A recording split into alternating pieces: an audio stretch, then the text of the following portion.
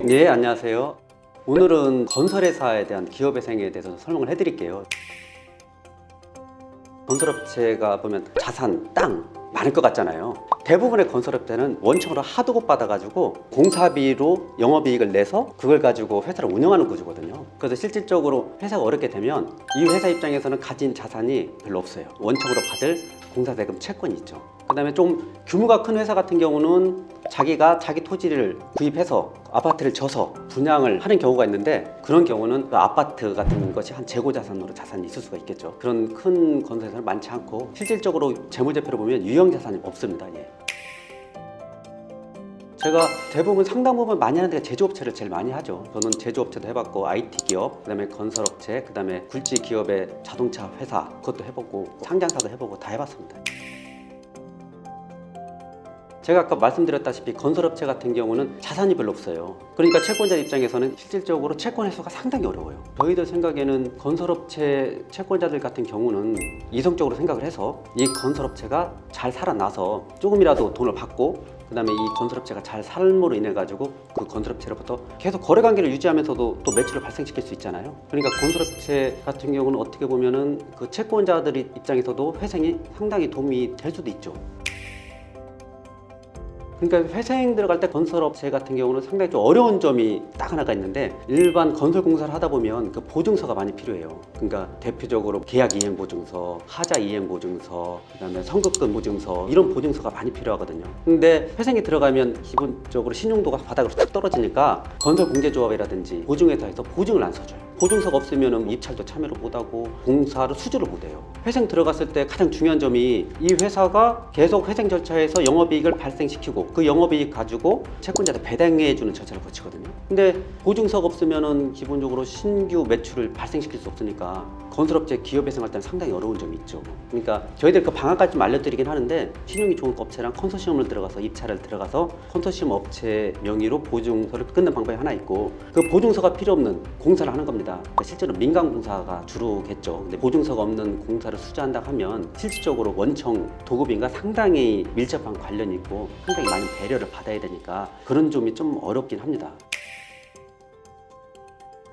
그렇죠. 땅을 가지고 있는 경우는 좀 괜찮죠. 일반적으로 제가 한 좀 큰 회사 같은 경우는 땅을 매입을 해서 거기다가 상가를 쳐서 분양하는 과정에서 분양이 안 돼서 그 회생이 들어오는 경우도 있거든요. 그 업체 같은 경우는 지금 미분양된 그 아파트들 있지 않습니까? 그 미분양된 아파트들이 재고자산으로 잡혀요. 그래서 미분양된 아파트를 조금 저렴한 가격에 팔아서 그 채권자한테 나눠줄 수가 있으니까, 아무래도 자산이 많이 있는 회사 같은 경우는 자산이 없는 회사보다는 회생할 때 뭐 인가율이 좀 높아지는 건 맞습니다.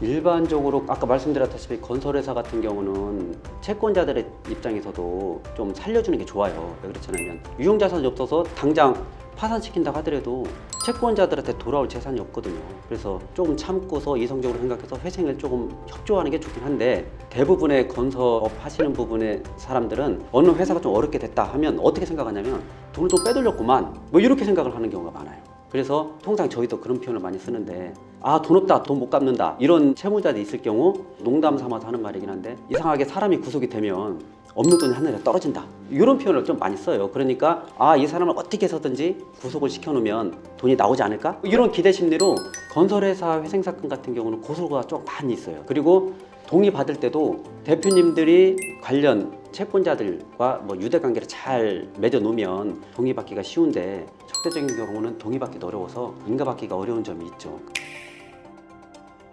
기업회생이라는 것은 기존 채무를 모두 동결시키는 상태에서 매출에서 매출원가 빼고 판관비 빼고 상태에서 영업이익이 나냐, 심지어 세금도 안 갚으니까요. 건강보험료도 안 내고 기존 부채는 안 갚는 조건으로 영업이익이 난다 하면 회생 조건이 돼요. 법률적으로 어려운 말을 쓰면 계속기업 가치가 있다, 뭐 이런 표현을 써요. 그러니까 그런 기준점으로 생각하셔서 지금 당장 회사가 어려울 때 내 회사가 기업회생이 될까 할 때 그런 기준으로 판단하시면 쉽죠. 근데 실질적으로 제가 해보면 법원도 그렇고 국가 관련 기관도 그렇고 기업회생하는 기업에 많이 도움을 주기 때문에 인가율도 상당히 높아졌어요.